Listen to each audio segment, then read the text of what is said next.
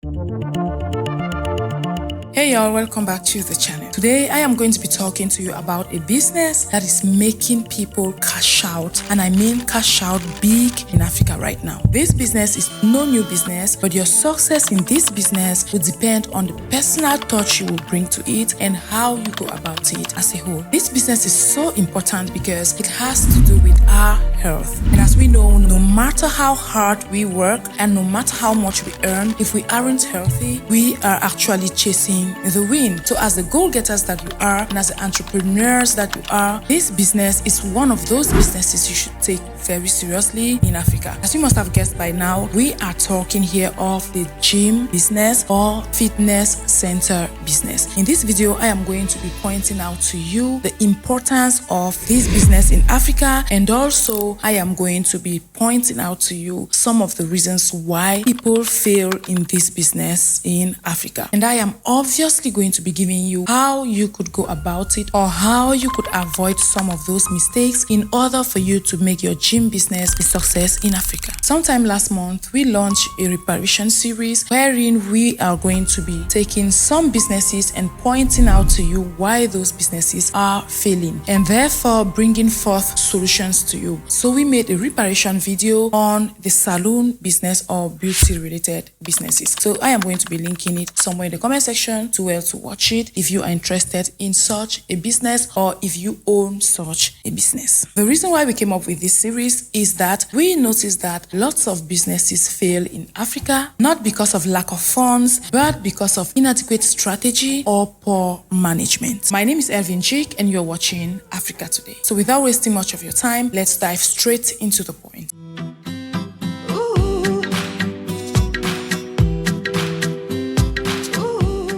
So according to UNICEF, the non-communicable disease in Africa has actually met its peak. And this is due to factors like harmful use of alcohol, unhealthy diets, and worst of all, physical inactivity. So let's start by looking into what non-communicable disease really mean. But before we continue, let's briefly look into the damages of non-communicable disease. So according to the World Health Organization, non-communicable disease or chronic non-communicable disease are the first cause of death and disability worldwide. And also, the term non-communicable disease refers to a group of conditions that are not mainly caused by an acute infection, result in long-term health consequences, and often create a need for long-term treatment and care. These 5 main non-communicable diseases are cancers, cardiovascular diseases, diabetes, chronic lung illnesses, and mental health conditions. So you got it straight from the horse's mouth. Now, let's contextualize these facts, alright? I won't be going back to the unhealthy diets and the use of alcohol and everything, so I am going to be adding to that from the remarks I made over the years. So you might relate with this. Back then, growing up in Africa, I remember seeing our parents forming groups as work groups or sports or exercise groups, as you may call it, and they would trek claiming to be exercising. Yes, that was good, right? But was it enough? The walking was good, yeah, but not only wasn't enough, but to crown it all, minutes after they are done, they would go straight to the next eating point and eat pepper soup and drink alcohol. And growing up, a lot of us didn't see anything wrong with it. But looking at it right now, I feel like they were just wasting time because the few calories they would lose walking, they are going to be regaining them as soon as they sit to eat and drink the alcohol they drank. Funny enough, right? And aside from that, some people also thought eating healthy was the solution. Yeah, eating healthy is good, right? It is a great move towards a healthy lifestyle, but it isn't enough. And by eating healthy, we used to avoid things like common seasoning cubes we used to have on the market. A lot of our parents at a certain point stopped consuming those seasoning cubes. And if you didn't know, nowadays you can produce your own seasoning cubes using this machine called the dehydration machine that I talked about in this video alongside some other videos. So if you're interested, you know what to do. The question is, are they enough? And coupled up with the fact that lots of Africans now own cars and they don't really trek, because back in the days, our forefathers used to trek a lot and that used to be some sort of exercise for them. Nowadays, most of us live from our homes to our offices and back to our homes in cars. No trekking at all. And when we come back home, we are so tired that we just eat and go to sleep. And very early in the morning, we are back to the same routine, giving us no time for exercise. So people have understood the importance of creating some time or taking out just 30 minutes of your time to hit the gym. Because after all that, we still notice some people facing lots of cardiovascular diseases and many others. You would commonly see in our neighborhoods a lot of mothers or fathers complaining of blood pressure, high and low blood pressure and all the like, making us to understand that there is still something wrong somewhere. And that's where the gym business sets in. Since the discovery of gym centers, people have noticed that the more they went to gyms, the more their health improved. Not only permitted them to keep fit, but it also permitted them to have a healthier lifestyle. That said, please, after watching this video, you might as well watch this video in which I talked of a couple of things that you could group under a business empire and make good money for yourself in Africa, promoting healthy living. Now, with these few examples, I want to think you have an idea of how important a gym business is in Africa right now. So if you're interested in the gym business as I am talking to you right now, or if you own one, let me now point out to you 5 reasons why gym businesses fail. The first reason why gym businesses fail is actually the lack of staff. Most gym owners in Africa would hire one gym instructor and they are good to go. I can understand that for a beginner, you don't have maybe the funds to employ many people, but at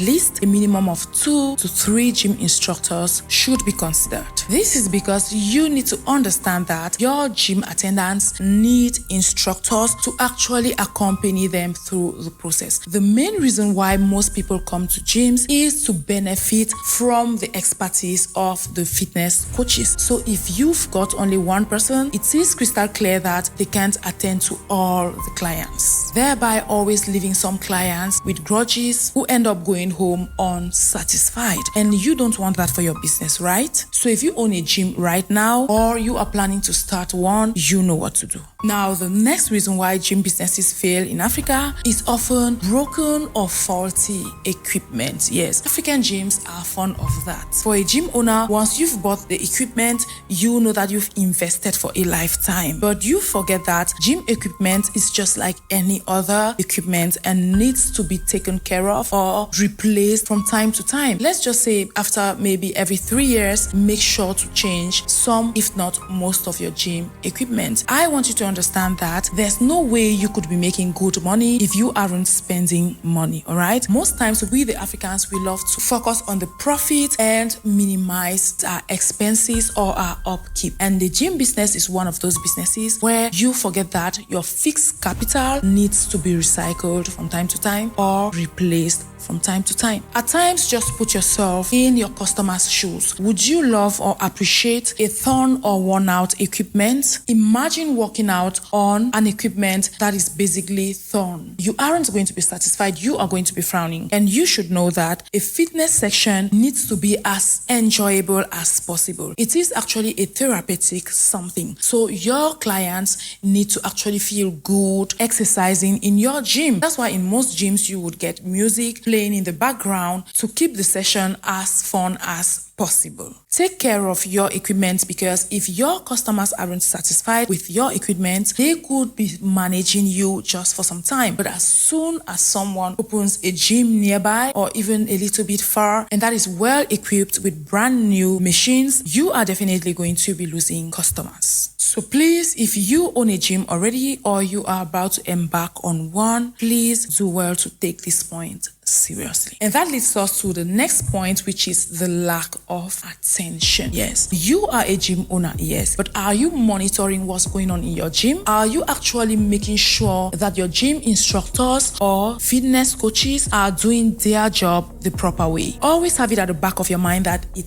is your business. Yes, you might be busy, but please take out time to observe what's happening, or you could still dedicate that task to a manager. I always say it on this channel that we we as Africans should learn to invest in our businesses, because most times we don't want to spend, but we want to make money. It doesn't work that way. So if you don't have the time to manage your gym, make sure you get a manager who is going to be controlling everything, because a lot of people have reported that they often feel abandoned in a gym. And those coaches, at times they would have preferences, or maybe they could be attracted to a lady or lust after a lady and tend to show her more attention than others. So those are some of the unprofessionalism that clients often face in gyms. So you as a gym owner should be keen to such things. You need to understand that a gym business is a service-based business, and there's no way someone is going to be spending their money to be accepting poor treatment. So your gym business, like any other business, should have a good customer service. And I advise you put a suggestion box for your clients to be capable of dropping their complaints directly into the box. That's another effective way to actually be aware of what's happening in your gym while you are absent. Now, the next point is overcrowded gyms. Yes, you know most Africans love to make money, quick money, but they don't want to spend. You will see a gym that maybe has a capacity of 30 people accommodating 50 people, which is very wrong, all right? Because the space of your gym hall should actually determine the number of clients you could register. If at a certain point you feel your business is growing and more people are loving your gym, you have the option of expanding your gym center, all right? You could maybe agree with your landlord to maybe take the next hall and add up to yours, or rent another place opposite your gym, all right? I've seen businesses that are on both sides of the road. So if your building doesn't have additional space for you to exploit, you could look across the road and maybe rent another hall there to complete your gym. A gym center needs to have an abundance of air, and you know exercising in a gym would most times be very uncomfortable because the clients are going to be sweating. So imagine people sweating and having to deal with being jam-packed in one hall. So please, as a business owner, you need to always think of the welfare of your clients, especially when it comes to businesses that have to do with subscriptions like the gym business. If people aren't satisfied, they aren't going to be renewing their subscriptions. And that's how you're going to be losing money. Now, another point which is very important is ineffective communication in gyms. Yes, a lot of clients complain of ineffective communication. And by ineffective communication, we mean things like, let's say someone's subscription is over and they aren't satisfied with your service, for instance, and they might have decided not to continue with the subscription. So imagine them reaching out to maybe your customer service and letting them know that they aren't going to be part of that gym anymore. And for some reason, your attendant doesn't officially unsubscribe them, and they sit maybe for 2-3 months without coming to the gym, knowing that they are done with you. And one day they just receive a call from you or your customer service informing them that they owe 3 months subscription, which they know they haven't used, and they know they took out time to let your team know that they were unsubscribing. Because most gyms in Africa, the subscriptions aren't done automatically online. No, they actually done physically. So you subscribe to a gym and you come every month to pay your money physically, all right? That's how it is done in most gyms in Africa. So there are often cases like this and many more. And even for the gyms that make use of electronic subscriptions, some customers have come up with the complaint that they've canceled their subscription online, but are surprised to notice that the money is still being deducted from their account. So if you own a gym business, please be keen to such factors. For if people are getting bad reviews about your gym, that's how you're going to be losing customers. So now, if you've watched this video till this level, I think I owe you a bonus. But please do well to like this video already before we get into it. And also make sure to turn on the notification bell if you haven't, so that whenever we post our videos, you would be the first to get notified. That said, let's get to our bonus. So if you didn't know, the gym business is one of those businesses that if you leverage all its potential, you are going to be making huge money in Africa. This is one of those businesses that you could as well easily incorporate other businesses alongside. All you need